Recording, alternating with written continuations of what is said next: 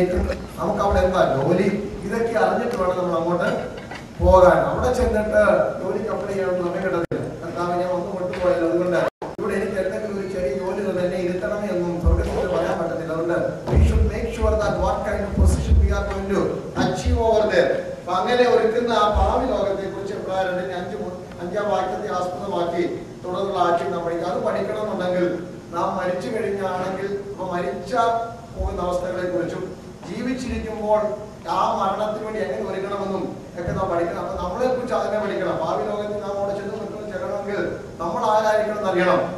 നമ്മുടെ ഈ ശരീരം എങ്ങനെയാണ്, അപ്പൊ നമുക്കെല്ലാം അറിയാവുന്ന ഭാഗങ്ങളാണ്. ബൈബിൾ ക്ലാസ് ആകുമ്പോൾ എല്ലാ വശങ്ങളും ചേർത്ത് കൊണ്ടൊക്കെ പഠിപ്പിക്കുന്നുണ്ട്. അപ്പം നമ്മുടെ ശരീരമാണ് പോകുന്നത്, നമ്മുടെ ദേഹം, ദേഹി, ആത്മാവിനെ കുറിച്ചൊക്കെ നാം പഠിക്കേണ്ടിയിരിക്കുന്നത് വിശദമായിട്ട്. അപ്പൊ ഞാൻ ഓർമ്മിച്ച പോലെ അടുത്ത 20 ആഴ്ചകൾ അതായിരിക്കും നാം പഠിക്കുന്നത്. 5-ാം വാക്യത്തിൽ നിന്നായിരിക്കും നാം പഠിക്കുന്നത്. എന്നാൽ ഈ 2-ാം അധ്യായത്തിന്റെ 5 തൊട്ട് 18 വരെ വാക്യങ്ങൾ ഉള്ളപ്പോൾ തന്നെ 5-ാം വാക്യത്തിന് ഞാൻ ഊന്നൽ കൊടുക്കുന്നു. മറ്റുള്ളത് ഒരു പ്രാവശ്യം, ഒരാഴ്ച, അടുത്ത ആഴ്ച വേണമെങ്കിൽ ഒറ്റ പ്രാവശ്യമായിട്ട് ബാക്കി 10 വാക്യങ്ങൾ ഞാൻ പറയാം. എന്നാൽ ഇന്ന് നമ്മൾ തുടങ്ങിയാണ്. നമുക്കായി ഒരു ഭാവി ലോകം ദൈവം ഒരുക്കുന്നുണ്ട്. ആ 5-ാം വാക്യത്തിൽ നാം മനസ്സിലാക്കിയത് ദൂതന്മാർക്കല്ല ദൈവം ഒരുക്കിയതെന്ന് നാം വായിച്ചു. അങ്ങനെയെങ്കിൽ ഈ ലോകത്തെ കുറിച്ചുള്ള ചില ഇൻട്രൊഡക്ഷൻ മാത്രം ഇന്ന് രാവിലെ പറയാൻ പോവുകയാണ്. സ്വർഗം നമുക്കറിയാം. സ്വർഗം എവിടാണെന്ന് വലിയ സംശയമുണ്ട്. ഇപ്പോഴും നമ്മള് സാധാരണ സ്വർഗം എവിടാണെന്ന് വിചാരിച്ചിരിക്കുന്നത് മേളിൽ. അപ്പൊ അത് നമുക്ക് മേളിലാണെന്നറിയാം. പക്ഷെ നമ്മൾ ഈ കാണുന്ന ആകാശത്തോട് നോക്കുന്നിടത്തല്ല സ്വർഗം എന്നുള്ളത്. അത് പിന്നീട് അടുത്ത ആഴ്ച ഞാൻ തെളിയിച്ചു തരാം. ഇപ്പൊ നമുക്ക് സമയമില്ല.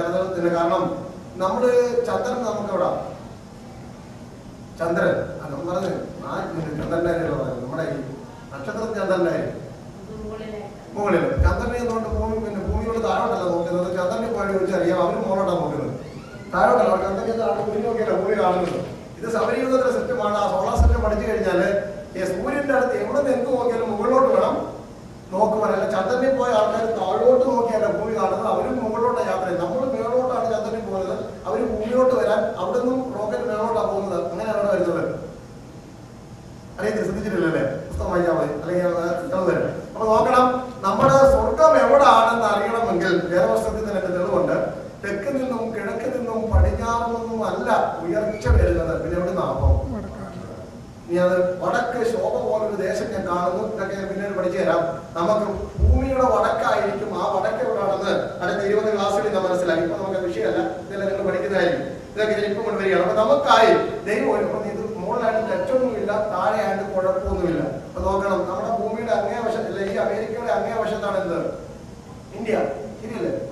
ശ്രദ്ധിച്ചിട്ടുണ്ടോ? അത് എവിടെ സമയം അല്ലേ? ഇതൊക്കെ നോക്കാം. ഇവിടെ തന്നെ നമ്മൾ അറിയിക്കാൻ സമയം. അപ്പം തൊട്ടപ്പുറത്താണ് ഇന്ത്യ. നേരെ പിടിച്ച് താഴോട്ട് എവിടെ ചെല്ലാൻ പറ്റും? പോകാൻ നിവൃത്തിയില്ലാത്ത നമ്മൾ പോയത്, നമ്മുടെ സ്വഭാവം അനുസരിച്ച് നമ്മൾ പോയേനെ. പക്ഷെ നിവൃത്തിയില്ലാത്തതുകൊണ്ടാണ് നമ്മൾ പോകാത്തത്. ഓക്കെ, അതവിടെ നിൽക്കട്ടെ. അപ്പൊ നമുക്ക് ഒരുക്കുന്ന ഈ ലോകത്തിന്റെ ചില പ്രത്യേകതകൾ മാത്രം എന്ന് പറഞ്ഞിട്ട് അടുത്ത ആഴ്ച നമ്മൾ അതിന്റെ ഡീറ്റെയിലായിട്ട് പഠിക്കുന്നതായിരിക്കും. വായിച്ചാട്ട് 2 പത്രോസ് 3:13 2 Peter chapter 3 verse 13. 2 പത്രോസ് 3:13 വാക്യം. 2 പത്രോസ് 3:13.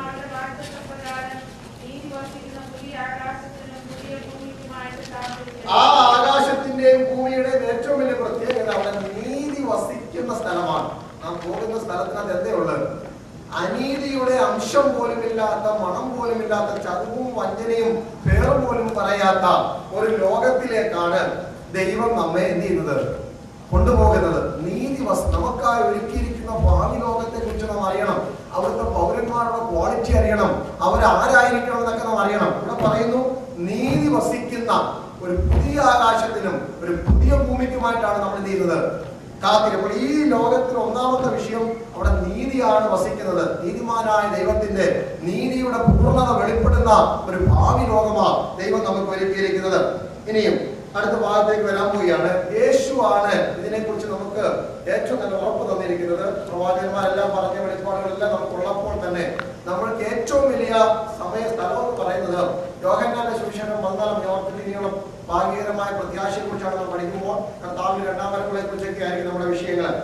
യോഹന്നാൻ 14:1 മുതലുള്ള വിഷയങ്ങളാണ്. പഴയ കാലത്ത് നമ്മുടെ എല്ലാ മീറ്റിങ്ങുകളിലും കർത്താവിന്റെ വരവിനെ കുറിച്ചും യേശുവിന്റെ ക്രൂശീകരണത്തെ കുറിച്ചും പ്രസംഗിക്കാതെയും പറയാതെയും ഒരു ദൈവദാസന്മാരും പ്രസംഗം അവസാനിപ്പിക്കാറില്ലായിരുന്നു. അങ്ങനെയാണ് രക്ഷയുടെയും മാനസാന്തരത്തിന്റെയും തീവ്രമായ അനുഭവങ്ങളിലേക്ക് ദൈവജനം കടന്നു വന്നതും സഭയിൽ ആൾ കൂടിക്കൊണ്ടേ നടത്തിക്കൊണ്ടിരിക്കുന്നത്.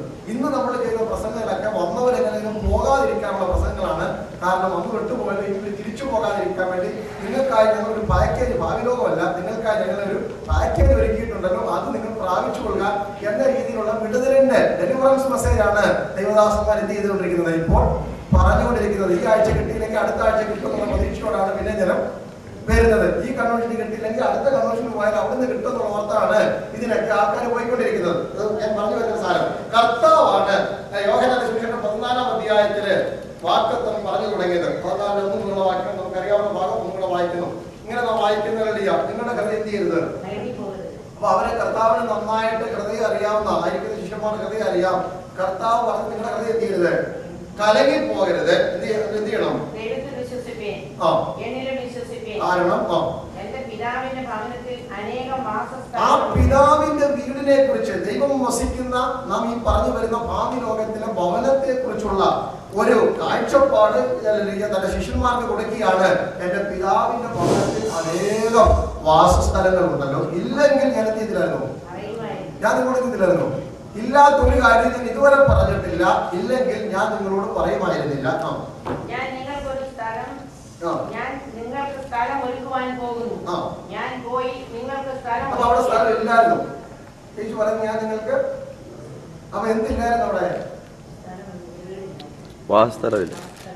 നമുക്കുള്ള സ്ഥലം അവിടെ ഇല്ലായിരുന്നു. അവിടെ സ്ഥലമുണ്ട്, പക്ഷെ നമുക്ക്, ഞാൻ പറഞ്ഞില്ലേ, ഒരാൾ ഗസ്റ്റ് വരുന്നുടനെ നമ്മുടെ വീട്ടിൽ സ്ഥലം ഉണ്ടെങ്കിലും ആ ഗസ്റ്റ് വരുന്നുണ്ടെ ഗസ്റ്റിന് വേണ്ടി നമ്മൾ എന്ത് ചെയ്യും, ഒന്ന് പ്രിപ്പയർ ചെയ്യും.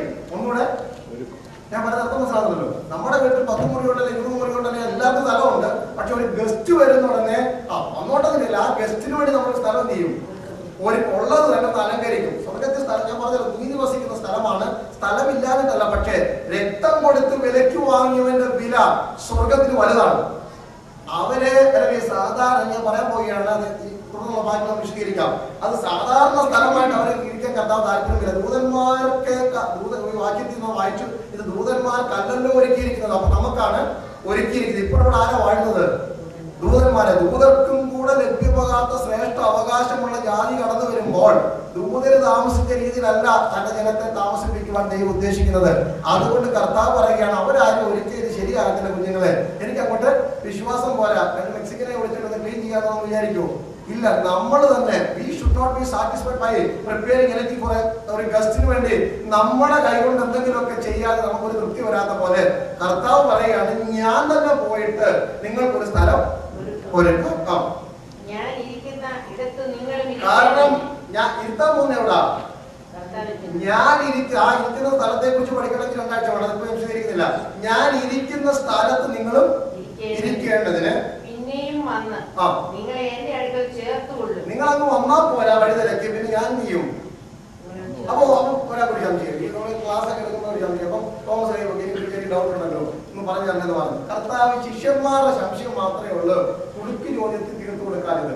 തന്നെ കൊടുക്കാൻ വേണ്ടി ആരെങ്കിലും ചോദ്യം ചോദിച്ചാൽ തിരിച്ച് കർത്താവ് എന്ത് വരുന്നു, കൊടുക്ക് ചോദ്യം ചെയ്യുമായിരുന്നു. കല്ലെറിയാൻ വന്ന ആൾക്കാരെല്ലാവരും കൂടെ സ്ത്രീയെ പിടിച്ചുകൊണ്ട് വരിക, യേശു നിർത്തുക. യേശു ഇന്നലെ പിള്ളേർ പറഞ്ഞനുസരിച്ച് പിടിച്ചു കൊണ്ടുവരുവാൻ വന്നവർക്കൊക്കെ ഒറ്റ ആഗ്രഹമുണ്ട്, യേശുവിടെ എറിയണമെന്നല്ല ആഗ്രഹം. പിന്നെ എന്താ ആഗ്രഹം?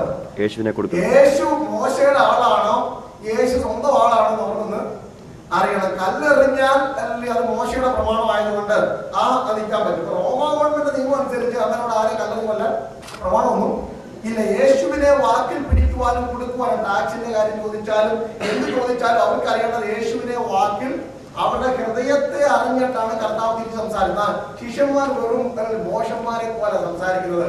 അതുകൊണ്ട് കർത്താവ് നീ ശാസിക്കണേ ശാസിക്കും, വഴക്കുറേ വഴക്കുപോലെ, സ്നേഹിക്കണേ സ്നേഹിക്കും. അവിടെ കാരണം ഇവർ മുക്കുവന്മാരായിരുന്നു. അതിനകത്ത് മെജോറിറ്റി ചോദിക്കുന്ന ഭാഷകളൊക്കെ ഒരു അടുക്കും ചിട്ടയില്ലാത്ത ജീവിതമാണ് ശിഷ്യന്മാരല്ല മുക്കുവരുടെ. ഞാൻ പറഞ്ഞത് മുക്കുവന്മാരുടെ ജീവിതത്തിൽ എന്തില്ല, ഒരടുക്കുമില്ല, ചിട്ടയില്ല. കാരണം കാറ്റിനെയും കടലിനെയും അനുസരിച്ച് അവരുടെ ജീവിതം.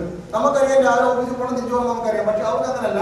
രാവിലെ കടലോളമാണെന്നുണ്ടെങ്കിൽ അന്ന് അവർക്ക് മീൻ പിടിക്കാൻ പോകാൻ പറ്റത്തില്ല. നമ്മൾ പറയുന്നത് കിട്ടിയതുപോലെ ഗവൺമെന്റ് വെച്ച് പറഞ്ഞു ഇന്ന് രാവിലെ പോകരുത് വരരുത് എന്നൊക്കെ പറഞ്ഞാലും കാറ്റിനെയും കടലിന്റെയും നല്ല നിറം മാറുന്ന അനുസരിച്ചാ അവരുടെ സ്കെഡ്യൂൾ അവർ പ്ലാൻ ചെയ്യുന്നത്. ഇങ്ങനെയുള്ളതിനെ പിടിച്ച കർത്താവ് കൂടെ നിർത്തിയത്. അവർക്ക് വേണമെന്ന് പ്രാർത്ഥിക്കാൻ അറിയത്തില്ല, സ്തോത്രം പറയാൻ അറിയത്തില്ല.